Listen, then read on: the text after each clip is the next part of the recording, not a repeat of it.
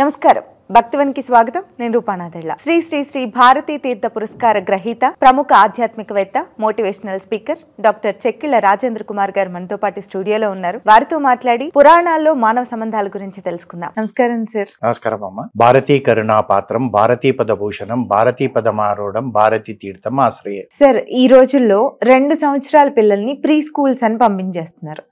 మరి పురాణాల్లో ఏ వయసుని చదువుకునే వయసుగా పరిగణించేవాళ్ళు? ఇప్పుడు ఇలా ఉంది కదా, అప్పుడు ఎలా ఉండేది అని తెలుసుకోవాలని. అసలు మన వాళ్ళు ఎందుకంత ఆతృత పడుతున్నారో తెలుస్తలేదు. 2 సంవత్సరాలు అంటే మన ఆయుష్ తీసుకున్నా కానీ ఇప్పుడున్న మెడికల్ ఫెసిలిటీస్ తోటి కనీసం ఆయుష్ అందరిని చూస్తున్నాం 80 సంవత్సరాలు ఉంది.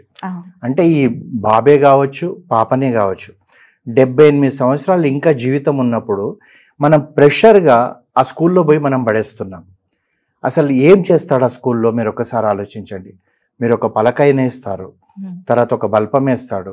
అసలు పట్టుకునే గ్రిప్ ఉంటుందా పిల్లవాడి వేళ్ళల్లో? పలక పట్టుకునే గ్రిప్ ఉంటుందా? మన పెద్దవాళ్ళు కూడా ఏం చెప్పేవాళ్ళంటే అక్షరాభ్యాసమే 3 సంవత్సరాల తర్వాత చేయాలన్నారు. ఇప్పుడు ఏం చేస్తున్నాము, 2వ సంవత్సరంకే బాసరనో శృంగేరో పరిగెత్తుకుంటూ పోయి అప్పుడే వాడితో చదివిపిచ్చేసి ఆ తర్వాత వాడి బుర్రలో ఐఐటియో లేకపోతే నీటో వాడి బుర్రలో పెట్టి ఇంకా నువ్వు డాక్టర్వో ఇంజనీరో ఇవి 2 తప్పితే జీవితం లేదని చెప్పి ఆ రోజు నుంచే చెప్తున్నాము. ఒక్కసారి ఆలోచించండి. అసలు తల్లిదండ్రులు ఆలోచించాల్సింది అంతే ఏంటంటే వాడి భవిష్యత్తును మనం చిదిమేస్తున్నాం. మొగ్గగా ఉన్నప్పుడే చిదిమేస్తున్నాం. అసలు అంత స్ట్రెస్ అవసరమా? అసలు మనం ఎలా పెరిగాం? ఇప్పుడు మేము పెరిగినప్పుడు అంటే మా వయసులో తీసుకుంటే మా తల్లుల దగ్గర 3వ సంవత్సరం 4వ సంవత్సరం వచ్చేటప్పుడు కూడా తల్లి నుంచే పాలు తాగేవాళ్ళు.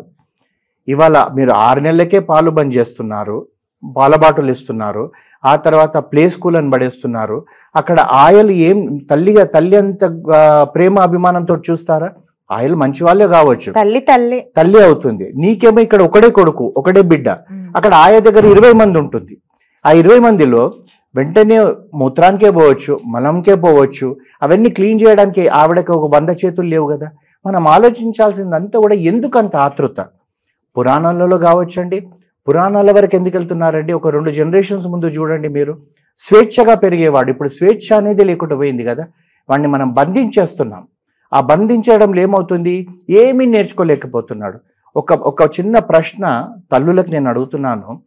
మా చిన్నప్పుడు మా అమ్మ ఒళ్ళో ఎత్తుకొని అన్నం తినిపించేటప్పుడు చిన్న గిన్నెలో కలిపి ఆ చందమామ చూడంటుండే. పిల్లలకి ఇప్పుడు మీకు చందమామ తెలుసా అడగండి. చందమామనే తెలియదు, సూర్యుడే తెలియదు, నక్షత్రాలే తెలియదు. మొట్టమొదటిది మనం ఉంటున్నది ఇప్పుడు అపార్ట్మెంట్లలో. మనకి పరిస్థితులు ఇలా ఉన్నాయి. కనీసం మనము వాడిని బయటికి తీసుకెళ్ళి బాల్కనీలో నిలబెట్టి ఏదన్నా చూపెడుతున్నామా? ఒక చెట్టు లేదు, ఒక చేమ లేదు, జనరల్ నాలెడ్జ్ లేదు. ఎంతసేపు కూడా A for apple, B for ball అంటున్నాం. ముఖ్యంగా దరిద్రం ఏమంటే, నేను ఈ మాట ఎందుకు ఒత్తి పలుకుతున్నాను, దరిద్రం ఏంటంటే తెలుగు వాళ్ళలో వీళ్ళు నేర్పియడం లేదండి మాతృభాషను. మీరు వెళ్ళండి పక్కనున్న తమిళ రాష్ట్రంకి వెళ్ళండి, వాళ్ళు ముందు ఏబిసిడీల కన్నా కూడా తమిళ్లో అల్ఫాబెట్స్ వీళ్ళు నేర్పిస్తారు. కర్ణాటక వెళ్ళండి, మహారాష్ట్ర వెళ్ళండి. మరి మనకెందుకండి? ఏంటిది? ఇప్పుడు ఈ వాడు కనీసం మీరు అనుకుంటున్నట్టుగా, మీరు కలలు కంటున్నట్టుగా ఐఐటీలోనో లేకపోతే డాక్టర్ కావాలంటే కనీసం 20 సంవత్సరాల సమయం ఉంది కదా. మీరు ఎందుకు బలవంతం పెడుతున్నారు? సార్, ఇప్పుడు మీరు అన్నట్లుగా చదువుల గురించి ప్రెజర్ చేయాలనేది ఒక రీజన్ అయితే త్వరగా జాయిన్ చేయడానికి, ఈ రోజుల్లో పిల్లలు ఇటువరకటి మీద ఇప్పుడు బాగా షార్ప్ గా ఉన్నారు. షార్ప్ అంటే ఏముందండి? మీరు అది సెల్ ఫోన్ పడేస్తున్నారు లేదా కంప్యూటర్ చూపెడుతున్నారు. మీరు కంప్యూటర్లో అదేంటిది ఇప్పుడు చుక్ రైలు అనేది కూడా కంప్యూటర్లోనే వస్తుంది, అవి వస్తున్నాయి. అది రిపీట్ చేస్తున్నాడు. అది ఏంటిదో వాడికి తెలియదు. ఇప్పుడు మన చిన్నప్పుడు స్టేషన్కి తిరుపతి వెళ్ళాలంటే ట్రైన్లో వెళ్ళే వాళ్ళం. ఇప్పుడు అలా ఉంది ఆ పరిస్థితి. కార్లో పోవడమో, ఫ్లైట్లో పోవడమో.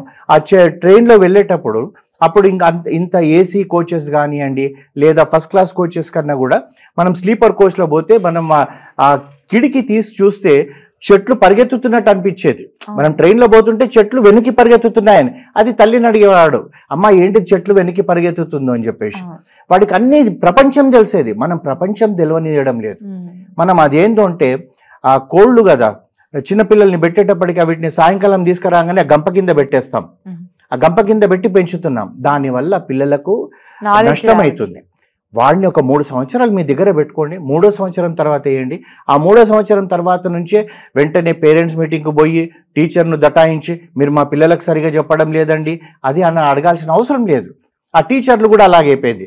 పక్కవాడికి ఏ గ్రేడ్ వచ్చిందండి, మీకు బి గ్రేడ్ వచ్చిందండి అంటారు. ఎందుకండి డిమోటివేట్ అవుతారు. అది ఇంటికి వచ్చిన తర్వాత పిల్లవాడిని తల్లి టపాటప్ అని 4 కొట్టి నీకు ఏ రాలేదురా అంటది. వాడికి అప్పటికీ వాడికి తెలివి లేదు, ఏ ఏంది తెలియదు, బి ఏం తెలియదు, గ్రేడ్ ఏంటి తెలియదు. ఎందుకు మనం అంత బలవంతం పెడుతున్నాం పిల్లల్ని? ముఖ్యంగా మన తెలుగు రాష్ట్రాలలోనే ఈ యొక్క అనారోగ్యమైన సాంప్రదాయం సృష్టించారండి. ఇంకొంతమంది పేరెంట్స్ ఉన్నారు సార్, అల్లరి చేస్తున్నారు పిల్లలు, భరించలేకపోతున్నాం, అబ్బా 2 ఏళ్ళు వస్తే స్కూల్లో పడేద్దాం అనుకునే వాళ్ళు. నిజమేనండి, అల్లరి చేస్తున్నాడు. మీకు ఇప్పుడు ఎంతమంది పిల్లలు ఉన్నారండి? మీకు ఒక్కరో ఇద్దరో ఉన్నారు.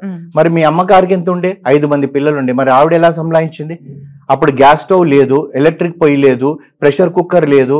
మరి మీ 5గురికి వంట చేయడానికి, మీ 5గురికి స్నానాలు చేపించడానికి, మీ 5గురికి బట్టలు వేయడానికి, అందులో 3 ఆడపిల్లలు ఉంటే 3కి జడేయడానికి ఆవిడ 2 చేతులతోటి చేసింది కదా. మరి ఆ తల్లి ఎలా చేసిందో మీరు ఒక్కసారి ఊహించుకుంటే మీకు తెలుస్తుంది. అల్లరి ఎవరు చేయరండి. పిల్లలు అల్లరి చేయకపోతే ఎవరు చేస్తారు? నేను నా అనుభవమే చెప్తానండి. ఒక చైల్డ్ సైకియాట్రిస్ట్ ఏం చెప్పారంటే, ఒక పిల్లవాడు ఎక్కువ అల్లరి చేస్తుంటే ఆ తల్లిదండ్రులు పోయి అడిగారు, అమ్మ మా పిల్లవాడు ఎక్కువ అల్లరి చేస్తున్నాడంటే, నేను అక్కడ ఎదురుగా ఉన్నాను ఆవిడతోటి, నాకు స్నేహితురాలు. అయితే ఆవిడ ఏమన్నదంటే, మీ పిల్లవాడు మగపిల్లవాడా అండి ఆడపిల్లవాడా అని అడిగారు.